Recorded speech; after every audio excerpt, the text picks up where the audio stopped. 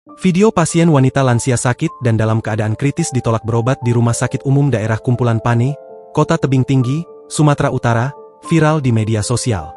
Dilihat dari akun Instagram Cerita Sumut, peristiwa terjadi pada Kamis, 8 Januari 2026. Tampak seorang wanita menangis di mobil karena orang tuanya ditolak berobat di RSUD Kumpulan Pane. Alasan penolakan karena rumah sakit dalam keadaan penuh. Alasan ruangan penuh lansia di tebing tinggi ditolak rumah sakit. Keluarga, udah mau meninggal ini, demikian judul video. Di video juga tampak wanita tersebut sangat lemas dan butuh segera ditolong. Inilah Pak, kami ditolak, di mana-mana kami ditolak, katanya ruangannya penuh. Kami orang tidak punya, kami makan sehari-hari nggak ada. Kami minta diinfus aja dulu, tapi orang itu nggak mau ngasih.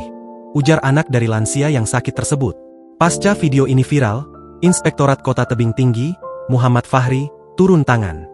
Pihaknya akan memberi sanksi tegas kepada pihak rumah sakit yang tidak mengizinkan pasien bernama Suliem itu dirawat di RSUD Kumpulan Pane.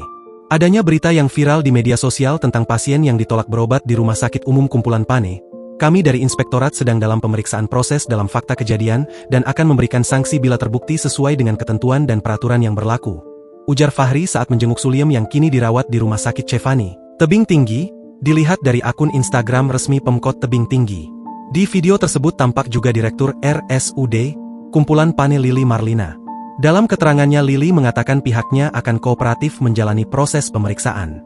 Lili pun bersedia pernyataannya dikutip menjadi informasi pemberitaan, saat dikonfirmasi Kompas.com, Sabtu, 10 Januari 2026. Namun Lili belum mendetailkan kronologi penolakan yang dilakukan pegawai RSUD Kumpulan Pane kepada pasien. Pihaknya masih menunggu hasil pemeriksaan inspektorat. Download Tribun X sekarang, menghadirkan lokal menjadi Indonesia.